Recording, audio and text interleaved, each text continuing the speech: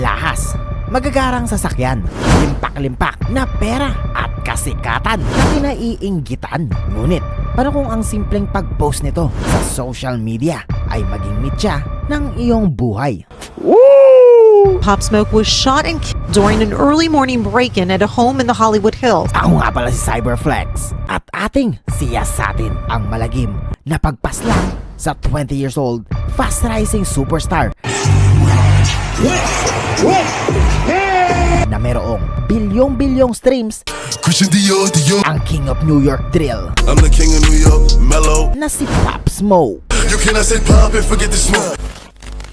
February 19, 2020, 16 hours bago siya mapaslang. Sakay ng private jet, bumaba ang kanyang grupo sa California at nag-drive papunta sa kanyang Airbnb sa Beverly Hills, Baby, welcome to the party. na makikita din natin mismo sa kanyang IG story habang pinapakita ang tanawin sa kanyang bakuran. At ayon mismo sa kanya ay nandun daw sila para sa 4 na araw na bakasyon, kasama nila ang kanyang matalik na kaibigan na si Mike D. At matapos makomportable ay nag-story na naman si Pop Smoke na siya'y tila nagpapagupit sa kanyang personal barber, at ilang oras matapos nito ay ifinlex naman niya ang kanyang litrato habang nagtatampisaw sa swimming pool, suot-suot ang probably milyong-milyong halaga ng kwintas na nakasabit sa kanyang leegan. Though wala namang masamang maging proud, di ba? Yun nga lang, sa itaas ng picture ay itinag niya mismo sa kanyang litrato ang lugar kung nasaan siya nagtatampisaw. Again, okay lang naman siguro yun, pero sa pagsapit ng alas 4 ay sinundan pa ito ng pag-upload ng mga pictures kasama si Mike D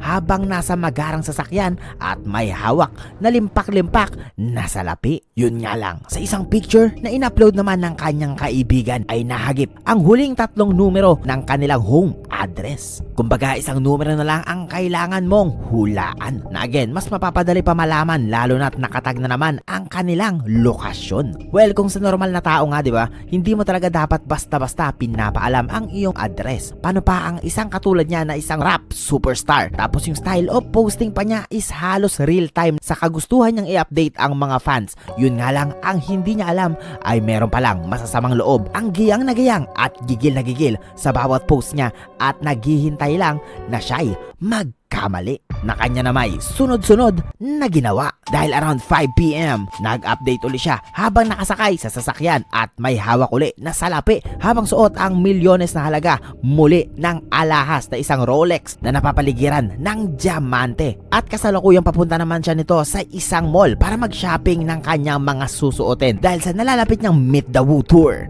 sa Marso. At sa pagsapit naman ng alas 10 ng gabi ay nag-live pa ito para muling mag-update sa kanyang mga fans. But then, sa kanyang huling IG story ay nagawa nga ni Pop Smoke ang isang fatal mistake kung saan pinakita niya ang kanyang mga pinamili. Well, sa una ay mukhang wala namang mali dito, pero ang hindi niya alam, nahagip na naman pala dito ang kanyang address, but this time buong-buo na ito at sapat na para matukoy ang kanyang eksaktong lokasyon. Naispatan man ito ng kanyang talent manager at pinabura sa kanya ay tila huli na ang lahat dahil nailista na agad ito ng 2 teenager gangster na nagmamanman sa kanya, nakasalukuyan ding taga LA. However, alauna ng madaling araw ay nakaalis pa si Pop Smoke papunta naman sa isang malapit na recording studio.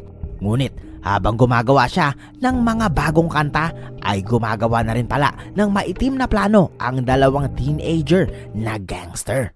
Pop Smoke, they know I'm wrong if I wanna, I'm affectionate. Dahil alas 2 ng madaling araw, according sa investigasyon at CCTV, ay may nasipat nga daw na isang black BMW na paikot-ikot malapit sa tinutuluyang bahay ni Pop Smoke na pumasok pa sa loob mismo ng bahay, ngunit dali-dali ring bumalik sa kotse at humarurot paalis sa kadahilan ng wala pa umanong tao sa bahay. Kung titignan mo, mukhang sablay pa nga talaga ang plano. Ngunit sa pagsapit ng alas 3 ng umaga, sakay-sakay ng isang sasakyan ay bumalik nga ng bahay si Pop Smoke kasama ang tropa niyang si Mike D. But this time may kasama siyang isang babae na nakilala niya lang raw nung gabing yun na nagngangalang Emilia Rose. Umakyat kaagad si Pop Smoke at Emilia sa itaas para mag-chill sa master bedroom. Ngunit sa kabila ng lahat ng to ay nagpalit lang pala ng dalang sasakyan ang 2 robbers. At ngayon, sakay-sakay naman ng isang Infiniti sedan na nagsama pa ng 2 backup para maisagawa ang foreman robbery na sa ngayon mas planado dahil sa tulong ng isang website na nagngangalang Zillow, kung saan mas lalo pa nilang makikita at mapag-aaralan ang kabuuan na itsura ng bahay na kanilang punteriya. At after ng ilang minuto ay pumarada na muli ang sasakyan. Nakapatay ang mga ilaw na may bumabang 3 lalaki at may isang lalaking naiwan bilang lookout. At ang 3 na yon ay dahang-dahang gumapang sa pamamahay. Ayon naman kay Emilia Rose, nagpaalam pa daw si Pop Smoke sa kanya na magsa-shower lang saglit. However, habang naghahantay siya sa pagbalik ni Pop Smoke, ay napansin niyang may kakaibang tunog na nanggagaling sa slide door. Ngunit bago pa siya makareact ay napalibutan na agad siya ng 3 lalaking nakasuot ng itim na maskara na agad tumutok ng daladala nilang kargada sa kanyang sentido at sinabing huwag kang gagawa ng kahit anumang ingay.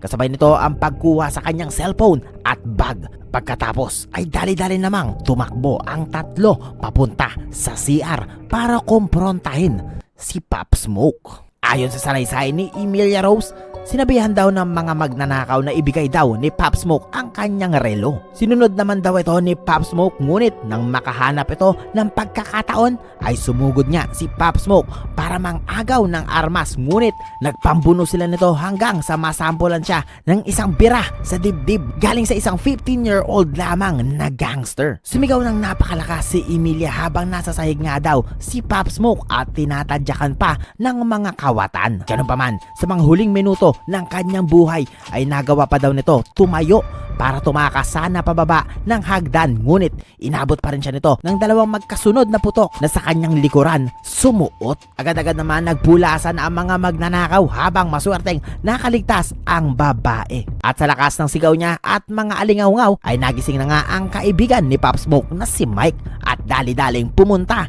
sa kanya. Ngunit sa kasabaang palad ay tila huli na ang lahat nang matagpuan niya ang kanyang kaibigan na naghihingalo sa gitna ng hagdanan habang katabi si Emilia Rose. Dahilan upang tumawag ang natatarantang si Mike sa 911. Hello?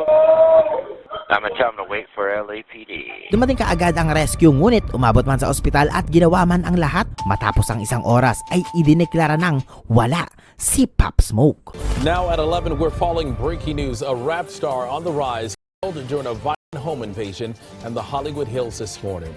All police are saying right now is that they got a 911 call just before 5 a.m. At matapos ng 3 buwan na paghahalughog ay nahuli na nga sa wakas ang isa sa 4 na salarin na isang 15-year-old gangsta na bumira sa dibdib ni Pop Smoke. At according sa suspect, ang relong nakulimbat nila na nagkakahalaga sana ng $60,000 o 3 milyong piso ay $2,000 lang nila na ibenta na napaghatian pa daw nilang 4.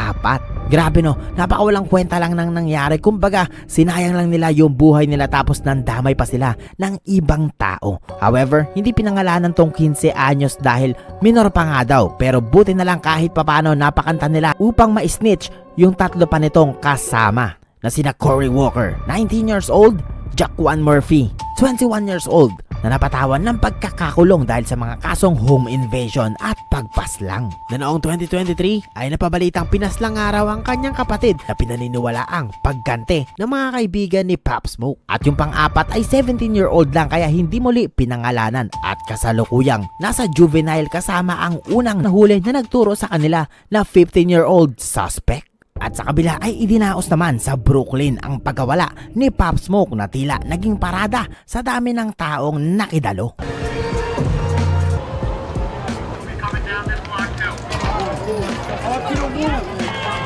Long live the king, the ever Pop Smoke, legendary.